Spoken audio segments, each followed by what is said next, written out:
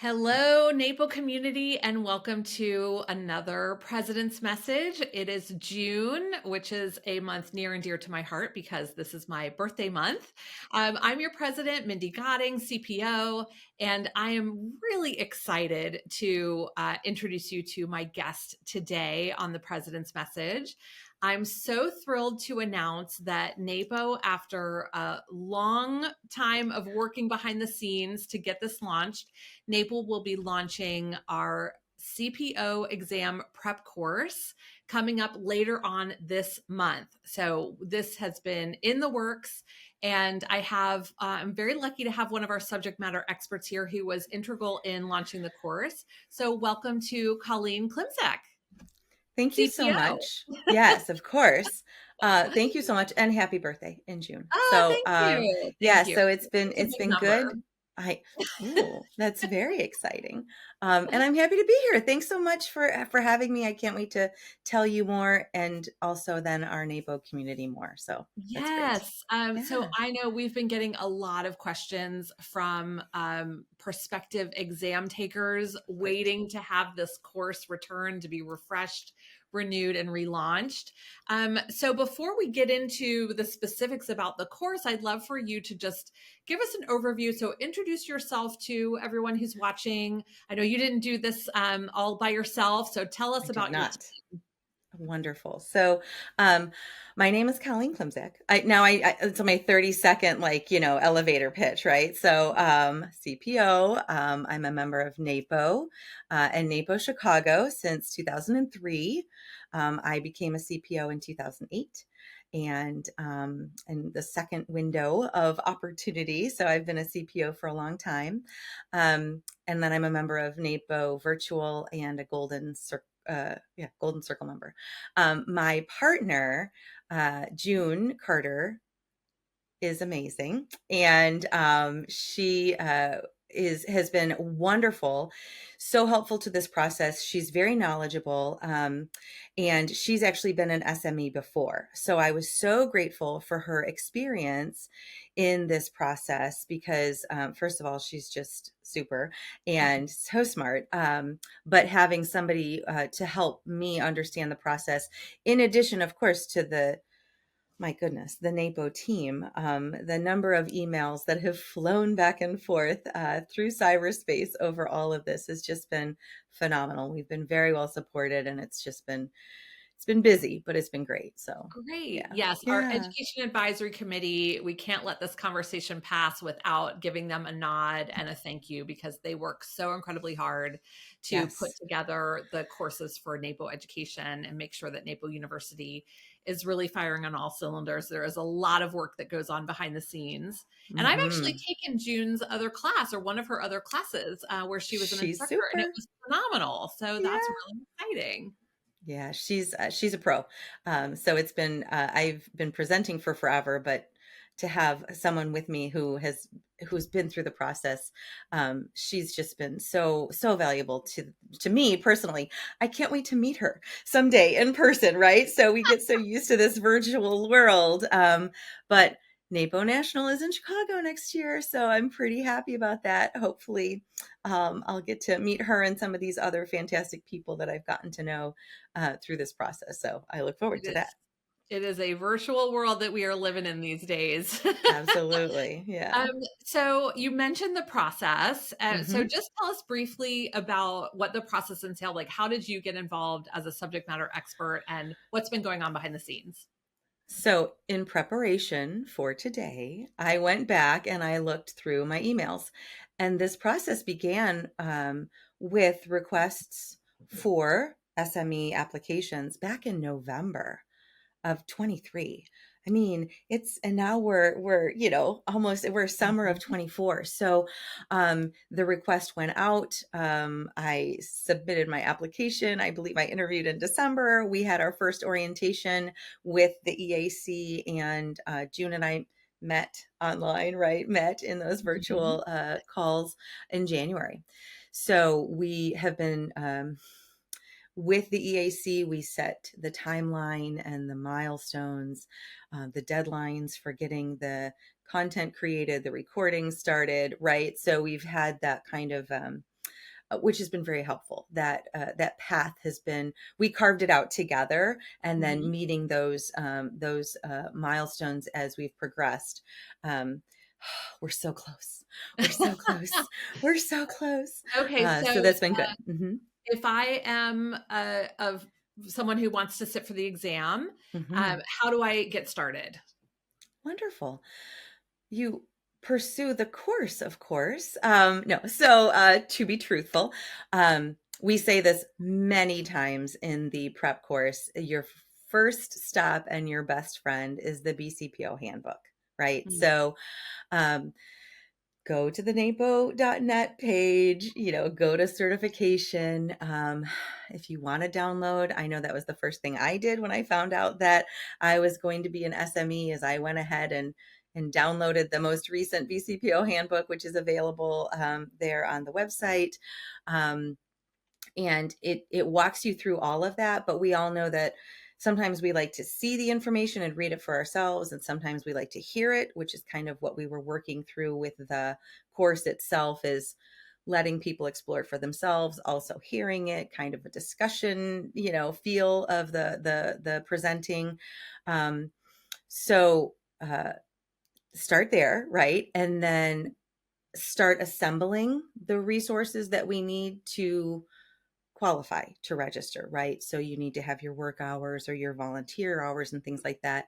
And I hope I'm not saying words that worry anybody. All of that is laid out in the BCPO handbook and on that certification page. So if you don't remember all the words, don't worry about it. It's all there waiting for you. Yeah, it's kind of intimidating, but it really is all laid out there. And the prep course is there to help. And we have a couple study sessions and a wrap up session as well. So hopefully lots of support along the way. Fantastic. Yeah. So, we've had a number of CPOs come through my team in abundance organizing, which we're very proud of. And everyone preps a little bit differently for the Hmm. exam, once they have the hours under their belt, and they're looking forward to sitting for the test. So, how do you suggest that learners prepare for the exam? Lots of ways. I love that we're calling them learners. That was really important. June and I both wanted to make sure that the individual was respected. Mhm. So I'm going to date myself here, but when I when I took the CPO, we didn't have the resources that we have now. So there wasn't the opportunity. It was a little harder to find your fellow learners. So a study group is a great idea, but it might not be the only idea. So there's lots of resources, is the point. So one of the things that I really appreciated June did early on was go to the suggested resources, the suggested references on the NAPO.net page under certification. And she checked every one of them to see if they were available in print or Mhm. audible or ebook, because every learner learns differently, right? So we know as organizers, all of our clients learn differently. We do, they do. So having different options for learning and for consuming those references was really important to make sure that it was um, approachable, accessible, that consumable, findable, however you want to say that.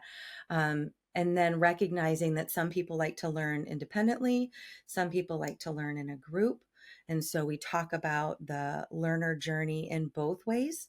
So I kind of feel like it can be a blend of both, but we as learners have to make the decision for ourselves. So we try to give lots of options. And if someone wants to do it independently, here's the resources for that. And if you want to do it as a study group, here's where you can go to maybe find some fellow learners, NAPO Point or your local chapter, or, whatever that looks like, and try to just give as many resources as possible so people can choose for themselves. So, did Nice. that answer your question? It did. I know on my Awesome. team, the study group concept was very popular. Mhm. Everyone has been successful in going through the exam process. Awesome. I just feel like the ones that had a study group maybe had a little bit more fun There's prepping. something to be said about accountability. There really is, and we learned from a lot of our CPOs who wanted to help. So June and I both reached out to friends who are CPOs and asked for their, words of wisdom or maybe a video. And so study groups was very popular. And a lot of the study groups continue after. So they start with study groups and then they become accountability groups or mastermind groups or celebration, whatever that looks like, right? So we have Yes. that option too, which is really, really great. Um, it's all of us building that community. So yeah, we've heard really good things about study groups as well. Yeah. Fantastic. I know for in my team we have this hot the hot meaning popular stack of flashcards that like one person created Yes.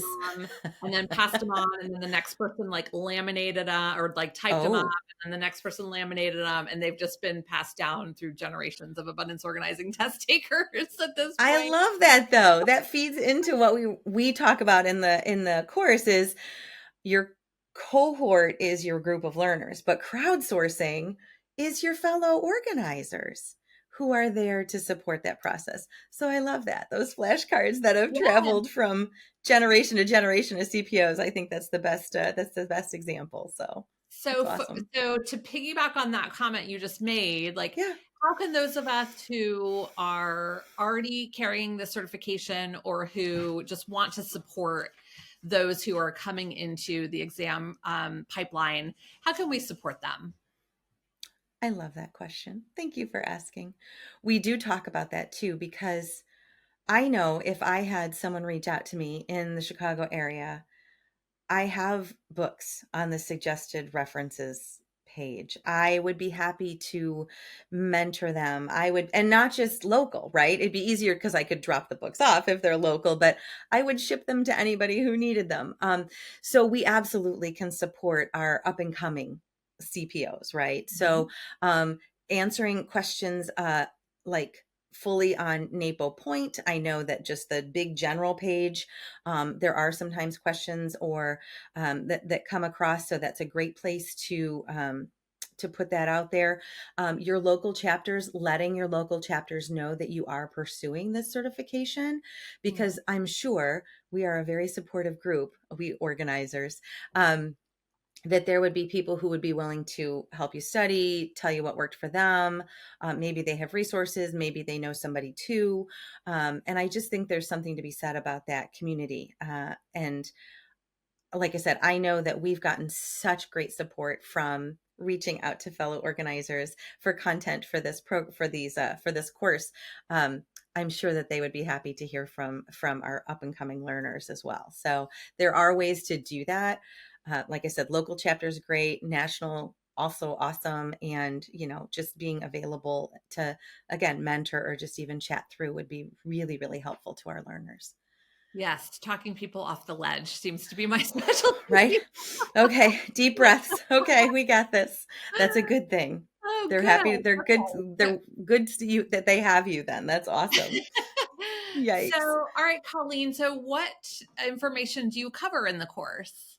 Oh, sure. So we cover how to qualify for the course. We cover how to track your progress and how to study for the course. We cannot, as it's been a very we have to be very clear. So um, we cannot teach the content of the course Mhm. because that would be a conflict of interest, right? So we can't both be the certifying body and be the ones who create the tests. Like that's just so we have to stay in our lanes, and we absolutely do. The BCPO has been really great. There's been sample test questions, excuse me, and things like that. But we tell people what to study, we tell them how to study. We give them the resources to find people to study with. We do everything except for teach, tier 1 book 2 chapter 7, right? Like, Right. so we really we help them with all the supports that they need to be able to find that information for themselves and then to kind of map out their journey for themselves. We all have our different specialties as organizers as well. So if I was looking at that reference list, maybe 3 books in one list would appeal to me and 2 in the other. And if a completely different organizer would have a much different, background and areas of specialty. So we do everything but teach the content of the exam itself. So we just Okay. help them prepare. So Yes. thanks for asking. Meaning Yeah. you don't say the answer to this question would be. Right. Nope, Okay. But we do not. you do teach the content in the sense of like you cover the topics Of that course. someone would need to know to pass the exam. Yes. And that is all listed. June and I laugh. We've gotten really familiar with the BCPO handbook. I don't have all the page numbers memorized, but yes, the content and percentage of content for every topic that's going to be covered is absolutely listed in the BCPO handbook. So It sure is. it's, yes, a couple of pages are dedicated to, you know, outlines. It's like 60 items on the outline and it's 125 questions. So if you do the math, right? There you go. You could maybe. That's just a guess on my part, though. So yeah, again, it's laid out, and I recommend people looking at the list and circling the things that we know already and highlighting the things that we don't and focusing our studies, right? So that would be, again, we can't teach the content because it's too broad, but we can absolutely help our learners to learn. That's the Mhm. point. I find that at least with the organizers that I have helped prepare, confidence is the main obstacle. Like Yes. they know more than they think they know. Yes. So that's always, talking about like talking someone off the ledge. It's more like you are ready, like this. Hmm. People Hmm. just think about that exam and get so intimidated. So I'm really thankful that you have this all sort of mapped out. You kind of go through it in a methodical way so Hmm. that someone who's nervous about a certain section or feels like they're not as knowledgeable in one area can really zero in on that. And then, Absolutely. kind of let the rest be. Uh, it's one of the recommended strategies. And just because now you've said a couple times that you've talked to people who are nervous, we do talk about test anxiety and self-care and making sure that everybody, is as well rested as they can be and hydrated and prepared to show up on exam day and what that looks like too. So we do go into that, especially in the study sessions. So we do have the 90-minute course, then we have two study, like 20-minute study sessions, and then a 25-minute or so wrap up to help remind people they know more than they think. They're gonna do great. They've got this. Yeah, that's on a slide. You got this. You're gonna be great. Because I think you're right. We often know more than we realize we know, and then we get that obstacle in our minds and we kind of set ourselves up. So getting past that and knowing that you did a good job and you're prepared is Mhm. it's very comforting and it's empowering, I think. I So love it. yeah. So, Colleen, really quickly before I let you go, I'm just interested to hear. So, I'm throwing you a bit of a curveball here, but I'd love to hear you describe for somebody who is now intrigued. They understand that there are resources that can help them succeed, Hmm. and they're really contemplating going after and accomplishing this CPO credential. Awesome. What do you think is the biggest value, or what kind of value has the CPO brought you in your business? Oh, Um, that has really translated. uh, that's great. And we talk about that in the first couple slides of the CPO prep course is if you want to be a CPO, why, right? So what's in it? What are the benefits? What are the perks? June does a great job of walking through, this is the kind of information. You can use the logo. This is how we do this. This is how we do that. But one of the first lists that we go through on the slides, I can see it in my head, is what the benefits are. And it really is to, set you apart from other organizers in your local market. Um, when I started, I took it a long time ago, but I was about 5 years into the business and there weren't NAPO U courses. There wasn't a curriculum. I read every book because I wanted to know it all for my clients. I figured even just the prep process would make me a better organizer Mhm. if I passed or not, which I did, of course, but I really wanted to explore all that information and get all of that insight to make me better at my job. So, you can use it in your marketing. You can absolutely use it, again, to kind of set yourself apart, to establish yourself as an expert in your area. Whatever that looks like for you. I like to learn. I love to learn, and I wanted to have that CPO after my name as Yeah. kind of an acknowledgement that I knew what I was doing. And the industry was much younger, as so was I, 20, okay, 15 years ago. But so I found it helpful, like I said, is a really good talking point. People would Mhm. ask, and it would help me to, start the conversation of, yes, I had to take this exam. I had to prove I knew things. I'm part of a smaller group of organizers, and what sets us apart. So yeah, that was one of the things we talk about right away, and that's my own personal take on it as well. Mhm. I've continued with my CPO all along because it's important to me. So, yeah. Wonderful.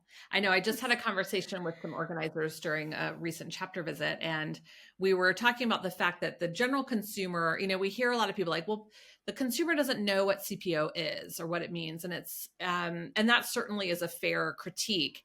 And Hmm. what we know based on the research is that the general consumer, they are just looking for those letters after your name. They don't necessarily know Yes. what it means, but they know what it means. You know what I mean? So they know Yeah. that that is an elevated level of expertise, experience, knowledge, and that Hmm. have been tested and have actually proven, those benchmarks. So Yes. the general consumer, even if they don't know like exactly what's on the exam, they do understand that that is, a valuable mark, and that's going to give you a higher level of professionalism It and a is. It better result. does. No, definitely. I think it's very valuable. And like I said, I can't tell you how many conversations start. And then it gives you that opportunity to express exactly what you just expressed. So it gives us that opening. And once we're in and have that opening, then we can, you know, keep the conversation going. So yeah. Great. Okay, Awesome. so as a reminder to everyone who is watching, the prep course is opening later on this month, so keep your eyes peeled. There will be announcements about it. And you will then be able to basically take that course and get ready for the next window, which would be September. So Yes. it is right here. It's available to you. It's accessible. You could have your CPO within the next couple months. So yes. So Colleen, thank you. Yeah. And thank you to June. Thank Please you. extend our warm thanks to her for all the work that you've been doing behind the scenes. We're so proud to have this course back up and running, and Yeah. so thankful to you for offering your guidance and your expertise as an SME. It's been great. It's been a really good experience. I will be very relieved and happy when it's over, but I've just valued it. It's been awesome. And I will deliver the message to June. So thanks. All right. Well, that's another president's message. Thank you all for your time and attention, and I will see you in just a couple weeks.